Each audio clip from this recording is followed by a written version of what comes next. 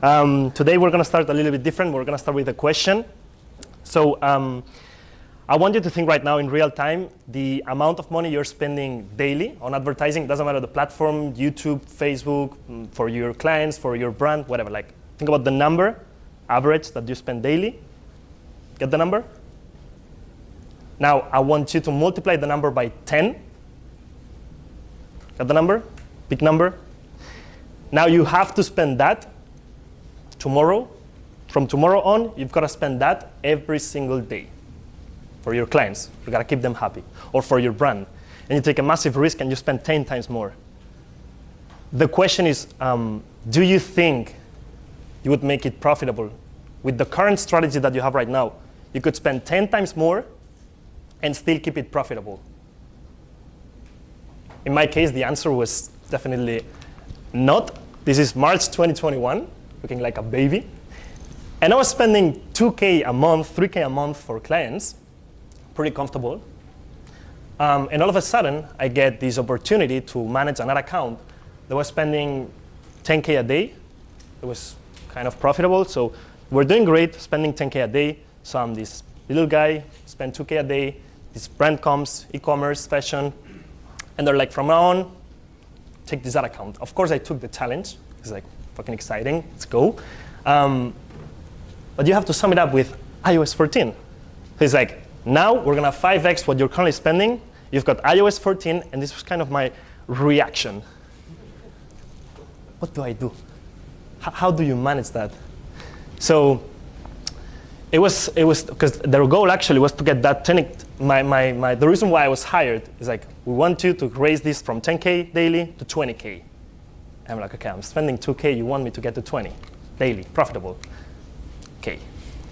So it was like 7 to 8 months later. This is Black Friday. We managed to get to 22K daily ad spend. It was quite profitable. 2.7 in the ads manager tracked. 6.7 blended ROAS. 283% growth from last year. So yeah, Black Friday we managed to get there, but it's a special day, so it doesn't really count. So it was after a year that we managed finally to cross the 20K daily mark in ad spend. Several days like 22K, 25K, 26K profitably. And yeah, that was like in a year. It took a year. And then, for example, last month we got to 700 plus ad spend. And this is these last 2 weeks. Last 2 weeks, 240K ad spend. Right there we tracked the ROAS, 209 ROAS and 5.26 blended ROAS. So it's like after a year and 2-3 months, I've managed to make it work. And today that's exactly what I want to share with you. I don't want to share like the overall strategy in 30 minutes. It's like, this is how we run the entire ad account. What I want to share is the question that I usually get, which is this one. What do you do different? Like, I know every single one of you, you know how to set up a retargeting campaign, how to set up DPAs, how to test in the prospecting, testing audiences, testing creatives. It's like, at that level, like what's kind of different? Of course, like this is a huge brand. Operations are like really great.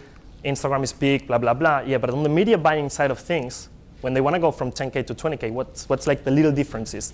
So that's what I want to share with you today. 5 strategic hacks and learnings to profitably scale your ad budgets, and the way that I did it. I don't know which one's my water. This one. So this is going to be it. And my goal is that from these are going to be like 5 to 6 hacks. So the goal is that you take 1 or 2 and you have like an aha moment of like, why was I not doing this little thing? Because most of them are pretty easy. You can do them next week. So I just want that, like an aha moment. You take 1 home, you implement it, and you can scale your budget. Maybe not to like 30K crazy stuff, or maybe yes, but like a little bit, and make it profitable. So that's the goal for today. Some hacks are kind of e-commerce strategy, things to think about and play the environment, as Pedro said, and others are like purely media buying, micro stuff. So these are all of them, and we're gonna go one by one through all of them. So number 1, this is strategy. So flash campaigns and relevance. If you've been to the previous workshops, you know like my strategy with flash campaigns and how I use those to push budget really, really heavy and make it work during iOS 14. I'm not going to explain the entire thing, just like a quick summary. Flash campaigns, this is kind of what we do in Black Friday. Anything that is time limited, it has an incentive to buy, and it's like you do the ads specifically for that campaign in the ad account. You change the website a little bit, so it's like you structure that. That's what I use to push budget really heavy. That's what has allowed me to spend 7 million on ads. That's what allowed, he's not here, but like a guy that I was coaching to spend 20K in a day during Mother's Day campaign, and I was super proud because like gave him the Flash campaign structure. We were coaching. Manel, we got to 20K profitably. Like, let's go. So that's what's allowed us, and this is the super summarized strategy. We've got 5 phases. The one that are the most important are the first 3. So hype is when we warm up people. Then we've got the launch, so like the ads go live, the emails go live, organic, everything. Like it's now live, like new collection drop or Black Friday sale, whatever. And then we've got the urgency phase, which is when I really push the budget, because it's a time-specific, time-limited campaign, so it's gonna get to an end. In the last 2-3 days, I pushed the budget really heavy, because the risk is very small. So the easiest budget increase ever for me is when I've got the launch or urgency phase of a Flash campaign. I get new ads, fresh ads, last 48 hours. Those are my new ads. Retargeting, push like crazy. We send emails. We send the organic. Other platforms go there. So that's, first of all, like all the paid platforms, we go heavy. Then I've got support from the organic, other channels. Organic, email, blah, blah, blah. Proven ad creatives, key hours of the day. And this third point I'm going to explain in detail because it's really important. So with all of this, extremely easy. I'm minimizing risk, easy to push. So that's with Flash campaigns. That's the number 1. Easy way to increase budget. You're spending 2K a day, just put a Flash campaign, you get to 5K. Pretty easy. It's temporary, so you're not going to be able to be at 5K every single day, but I think that's not realistic. Like my budget typically through the month is doing like this, because I play the environment. When things are like really positive and I see the signals, let's push, because I'm really looking at where the signals are. When they are not there, I just go down. I'd rather downscale and keep it profitable than be stupid. And just because of ego, I got to spend this much. No. So hack number 2, once in the ecosystem, forever in the ecosystem. This is a great one, and I'm going to explain it with a metaphor. Because scaling is a big risk. You're taking huge risks with money, and Facebook these days is fucking crazy. So think about the people that jump off of planes. It's a huge risk. Like you're literally jumping, and for 2, 3, 5 seconds, you're free diving, like going down with nothing. It's a huge risk, but people still do it. Why? Because they have the parachute, and they trust the parachute. How do I spend like a day 18K in prospecting when nobody converts in a 24-hour window? It's a fucking big risk. Why do I do it? Because I trust my retargeting. And the backup that we have something to fall on in the organic, in the retargeting, in the emails. So if I trust that base and it's solid, I can take risk in the prospecting. But if you're like, no, retargeting, it hasn't been working lately, we don't do much. Email, we're looking for a person. And in the organic, we usually upload some stories, but not so much. And tomorrow we want to scale the prospecting. It's not going to work. You're taking a freaking massive risk. Everything that I do when it comes to scaling is trying to minimize risk. Every single thing, and you'll see in different ways. But so have a solid base where to fall. And this is another metaphor. Once in the ecosystem, forever in the ecosystem. As soon as you click the ad and you load the page, you're in the brand ecosystem. So you're going to get the entire retargeting sequence that is maybe 90 days. Maybe some of them are going to follow them. So the idea is to get them in the ecosystem, because you're paying a lot to reach all these people. Put them in the ecosystem and kind of like sell them through that journey. Don't be like, come in prospecting and then I leave. Prospecting and then I leave. No, like it's just impossible, because nobody converts in a 24-hour window, or unless you have like this 20 euro product. But so we're spending around 100K in retargeting. We've got 20 campaigns, and many people say like simplify. I agree, but like with this entire process and everything, you see like I've got 1-day retargeting, 7-day retargeting, 7 to 30, 30 to 90, and then broad retargeting. It's like we've got 20 campaigns, and we've got like a 3-point-something ROAS. Spending 100K a month on retargeting, and the fact that I have 100K in retargeting profitably, and this is just Facebook. I've got Google display, organic, emails, blah, blah, blah. The fact that I have all of these makes me super confident into raising the budget of prospecting. Because I know that if you don't buy today, maybe you will buy in 3 days. So that lowers my risk. Again, I'm minimizing risk all the time. Hack number 3, this is strategy, of course. Be bottleneck oriented. This is another thing. Like, scaling will always bring problems, but problems are not necessarily like a bad thing. It's just like a situation that you have to solve. It gives me so much confidence to know how to solve many situations that appear, not all of them, but like, I'm bottleneck oriented. Whenever I see like, oh, ROAS is going down a little bit, I know where to look to find the problems and to tell the team, hey, let's fix this. Oh, we need this other thing. Oh, we need this thing. So I'm always solving problems. Scaling brings problems, but if you know how to solve them, you're great. When it comes to scaling, I've seen like most frequently, two types of bottlenecks. Of course, you've got like logistic bottlenecks, team bottlenecks, but in the case of scaling the budget and trying to make it profitable, two types of bottlenecks, traffic bottlenecks and conversion bottlenecks. All right, so the first one, traffic bottlenecks. You go to the ad account, you're like, okay, why this last week ROAS was down? Why is it? Maybe it's a traffic bottleneck. So if it is, like your cost of traffic is going up like crazy, let's analyze it and let's not be like, CPC is going up, that's just going to decrease the budget and forget about scaling. No. Just go inside, reverse engineer, find the issue, and solve it. So it would be like my thinking process. It takes me a while to put in paper my thinking process because it's automatic at this point. But so higher CPC, and I think, why do I have higher CPC? The consequence is higher CPM or lower CTR. So if it's higher CPM, why could it be? It's like natural market forces. Like a lot of players are coming into market. Facebook penalized me because my ads are really bad and the policies and everything, so my CPMs are up. One of these two. So now you know the reasons. Now you know what you can do. So if it's natural forces, it's just like, gotta stay competitive. Maybe you have to raise the AOB because the price is gonna be the price. CPM, there's not much we can do. When it comes to the CTR, okay, if my CTR is going down, my CPC is gonna go up by default. So where do I look? People are not interested because nobody's clicking. If they're not interested, my creatives are really bad. Maybe it's the creative format. They don't like images. Let's try video. Or maybe, and this happened to me, it's the messaging. Maybe it's off. I remember we were keeping the spring sales campaign for way too long. It's like, it's no longer relevant to talk about spring when it's really sunny here in Barcelona. Like women, we sell to women mainly. They're looking for bikinis. They're looking for sandals. Don't talk about spring sales. It's not relevant. Your CTR is going to go down, CPC is going to go up, ROAS is going to go down, and all of a sudden you're no longer profitable. So it's like, by thinking like this, it's like people are not interested because the CTR is going down. Okay, why? Because spring is not relevant anymore. So you have to think about the relevancy of your ads. That's how I typically try to think about a traffic bottleneck, and this is a conversion bottleneck. If my cost of traffic is really amazing, but then I've got a conversion bottleneck, this is what I look.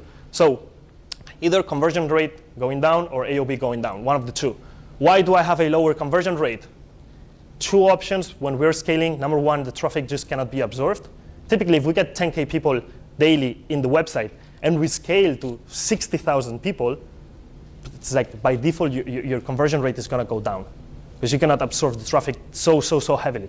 Maybe we've got to scale like slower. And then another thing that I've realized is there's low mass interest. I've seen a lot of brands that you go super niche with one interest and it's working. And then we try to make it broad and we try to go from 1K a day to 5K a day and it doesn't work. Why? Because the mass market is not interested in that hook, in that angle, in that super specific thing that you're putting there.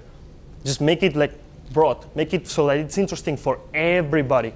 And then it's when it hits scale. Bottleneck oriented, like super important to solve the issues. Hack number 4, this is media buying. This is heavy budget increases in key moments. I've got two ways to scale the budget. One of them is slowly with campaigns that are working, with creatives, blah, blah, blah. And then the other one is like when you go 2x from one day to the other. And this is the 2x. This is a crazy one. So these are the questions that you need to ask yourself. And the answer to these questions is going to make it super easy to raise the budget when you have to raise the budget. Because many times we just raise it because we see, oh, the returns are great. We just have this new thing in the website. Let's push it. But you're reacting to what happened. Like you're not planning. This is being proactive. So what is the best time of the day? In the case of that brand, it's from 7 p.m. So it's Europe night plus US night. 7 p.m. time here to like 5 a.m., 6 a.m. So as soon as I wake up, I lower the budget, and then in the last hours of my workday before the gym, raise the budgets. Not every day, but when we have a key flash campaign that we're running, and it's something like really great, new collection drop, and it's running great, at 7 p.m., I'm gonna go in, raise the budget. Next day, 9 a.m., I know that the morning is gonna be really bad. Why would I spend that much? Unnecessary risk, so lower the budget. Best day of the week. For us, Thursday, Sunday, depends. Pick the best day of your week, and that's typically when you wanna combine multiple things. Best day of the week, best hour, a flash campaign, the best creatives, then you push. You're minimizing risk. The launch of a flash campaign or the urgency phase. Those two are the ones that when it's easy to push budget, because you know it's easier to be profitable there. And then this is another key one that I had. I never knew about this one until like a month or 2 months ago. Days when the time in platform is really high. So for the Easter holidays, the Facebook representative, they told us, like if people spend more time on platform, you're gonna be more profitable, CPMs are gonna be lower, you've got more opportunity to reach the potential customers. They are more available to you to target them. So it's like, cool, let's try. Raise the budget, it worked. If I do that on a Monday, when the time in platform is really low, by default, my CPM is gonna go down. So I'm trying to stay proactive all the time by combining these things and the rest that I shared before. It's like I try to minimize the risk all the time, and that's what allows me to push confidently. Yeah, in the 30K day example that I think I shared before, yeah, 30K day example, it was a Sunday, number one, and number four, Sunday's timing platform just goes up. It was 7 p.m. to 6 a.m. when I pushed like crazy. So I just follow the curve of sales in the Shopify, 7 p.m. to 6 a.m. And then we were in the urgency phase of a flash campaign, so last hours at 30% off. This scenario, scaling, I'm not gonna say it's easy, but it's a lot less risky than just doing it on a random day of the week, maybe at lunchtime, because like it's when I'm available to push the budget, and no campaign, no anything special, no nothing at all. It's like all those factors lead to risk. So with this, I minimize risk. Hack number 5, media buying. Pre-click social proof. This is another one, and this I was like emphasizing a lot to the guy that managed to scale to 20K a day profitably in the Mother's Day flash campaign. I was like, your ads are not trustworthy because they have 1 like. So when you're going to, when you're spending 200 euros a day, for Facebook it's easier to detect where are the customers and make it profitable for you. You get a 3x ROAS, easy life, nice. When you want to spend the 20K a day, first of all, you're going to mass market, and it's difficult to reach, like, to make those 20K find more than 20K in customers. It's tougher. So you gotta be trustworthy from the get-go. It's not enough to have like 1 like in your ads. So at scale, we need this thing mandatory, because when we are scaling, we are tapping the part of the market that is interested in the product, but like, I don't need it. When you're at 200, you can go to the people who, I love this brand. And you can go to those ones that are hotter. When you go 20K a day, you're reaching people that are, cool brand, shoes, yeah, I don't need them. So you gotta take it to the next level with stuff like that that helps you sell more. If I have like 500 likes and in the comments it's like people, can I buy them here? Oh, I just ordered emojis, blah, blah, blah. That's gonna make it easier for me to reach or like to get the clicks from the people that are like half interested. If I don't do this, I'm only gonna get like the 10% of people who love the brand. Only those are gonna click. So mass market is off. I'm not gonna get the clicks. CPC is gonna go up. ROAS is gonna go down. Disaster. So almost mandatory to do this when you're at scale. So when you are scaling, you get this by default because you're reaching a lot of people. But you need to do a lot of comment management. And there's a little hack, something that I've done with other brands that need it because we don't have that much ad spend. We go to the team members that use the product, send them the link to the ad, to the Facebook post, which is like an ad is a post. Send them that link and be like, comment whatever you want. Like an emoji, a review of the product, whatever. That if we do it at the beginning, and then we start pushing the ad, we get more comments. Because nobody wants to be first, but if there are already 8 comments, and the brand has been answering to all of them, it's not 8, it's 16 that appear. 16 comments, that's proof. Then other people want to comment. And all of a sudden, you've got like this noble effect of comments that when you want to scale, you already have the perfect ad. Again, minimize risk.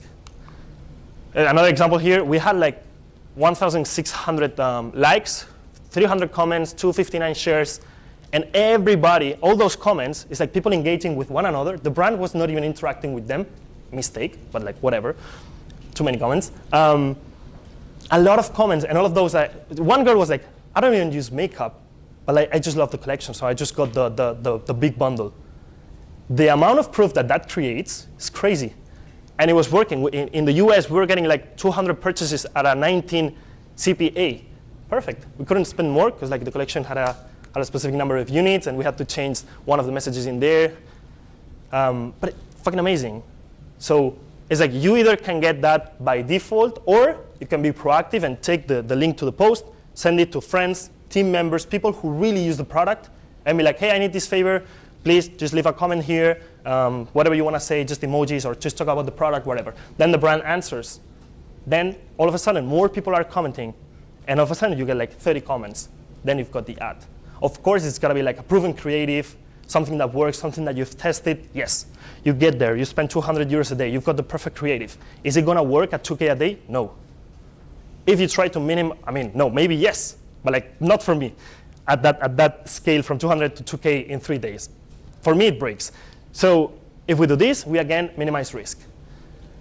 Extra hack, scale with options. So this I discovered like a month ago, more or less, because in the big ad account, I was having issues with duplication and vertical scaling, because sometimes I get a winner, 2x ROAS, high ad spend, and I'm like, I'm just going to duplicate the CBO, and then it works. No. And I'm like, it's the same thing, doesn't work. But in the vertical scaling of the initial campaign, it kept on working.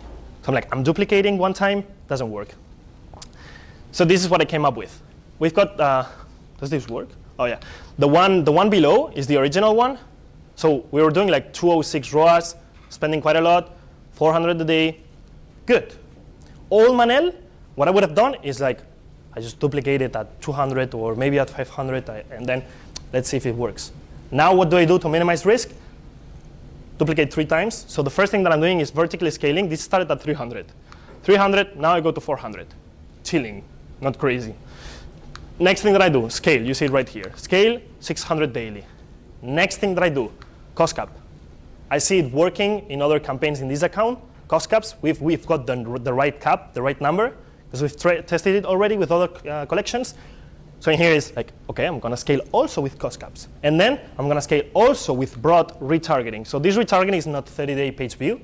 This is Instagram engagers, and this is video viewers. So that one is kind of prospecting, because like if you see a video, the intention to buy is really low. If you engage on Instagram in the last 180 days and you haven't been to the website in 30 days, the purchasing intention is very low. It's very cold. So I scale with all of these, and I think with time I'm going to add even more in here. So maybe you don't need to duplicate 5 times with different things. Maybe you just can duplicate 2 times. But what I'm trying to say here, if you duplicate just once, you're taking a big risk, because if it doesn't work, you don't scale. If you duplicate 3 times with different things, one is just purely vertically scaling. The other one, scaling with cost caps. The other one, super open retargeting. A lot better. So whatever works from here, I just go with that. And it's kind of like you're A/B testing the way of scaling. You never know what exactly will work when you scale. So first of all, you A/B test the creatives. Great.